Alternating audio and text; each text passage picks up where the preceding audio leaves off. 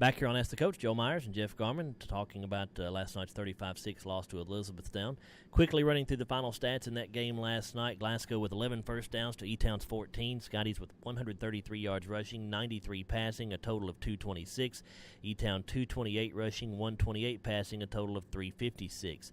Elizabethtown had 3 turnovers, all of those coming on lost fumbles. Glasgow had 2 turnovers on the night on a couple lost fumbles. Scotty's penalized 5 times for 40 yards, E-Town 7 for 50. Glasgow had 66 offensive plays and won the time of possession, 24 minutes and 44 seconds. E-Town 56 offensive plays, 23 minutes and 16 seconds time of possession for the Panthers. Glasgow led in rushing by Kyle Nixon, 16 carries, 85 yards along of 23. Jasper Mundy had 9 carries for 42 yards, and Silverio Greer carried it 9 times for 40 yards. Desi Austin through the air was 6 of 14 for 93 yards and a touchdown. Karam Kimball caught a one pass for 62 yards. Griffin Murphy had 3 catches for 18 yards, a touchdown. Kyle Nixon had a catch for 8 yards. Jasper Mundy had 1 catch for 5 yards.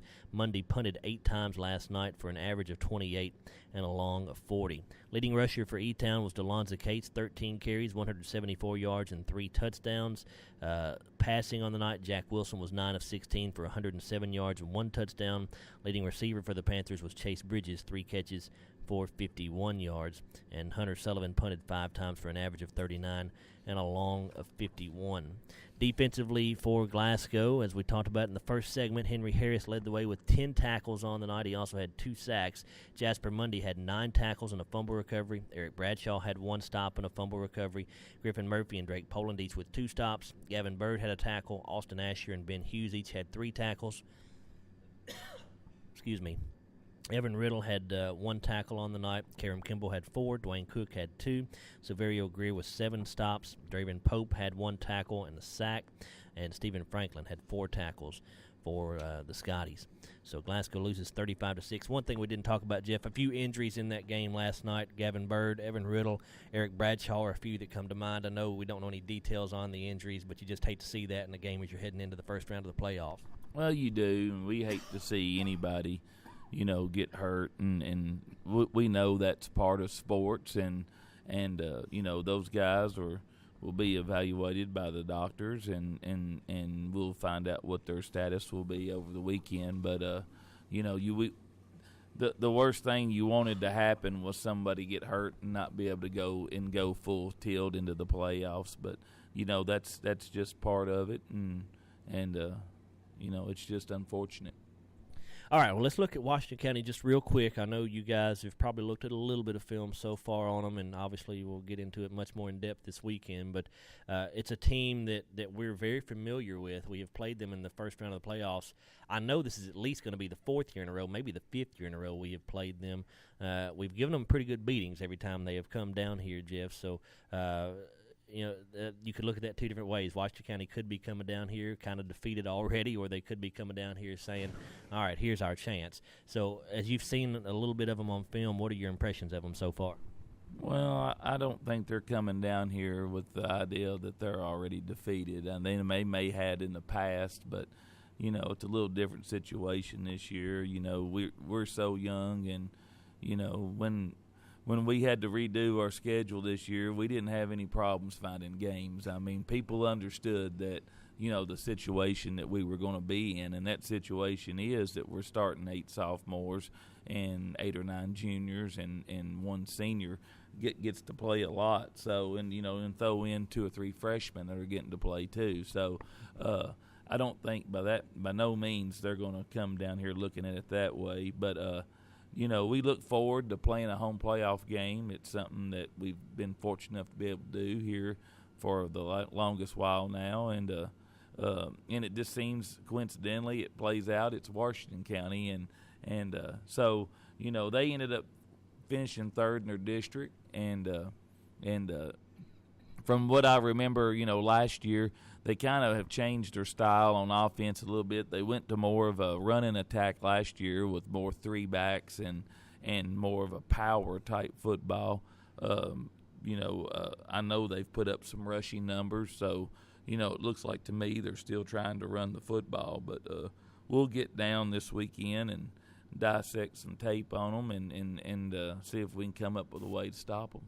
Jeff, appreciate your time this morning. Good luck against Washington County in the first round of the playoffs. We'll see you Friday over at Glasgow High School. Thank you, Joe. It's Scotty head coach Jeff Garman. When we come back, Brad Atwell sits down with Barron County head coach Jeff Griffiths. They'll talk about their game last night with Edmonson County. We're back after this on WCOU Sports.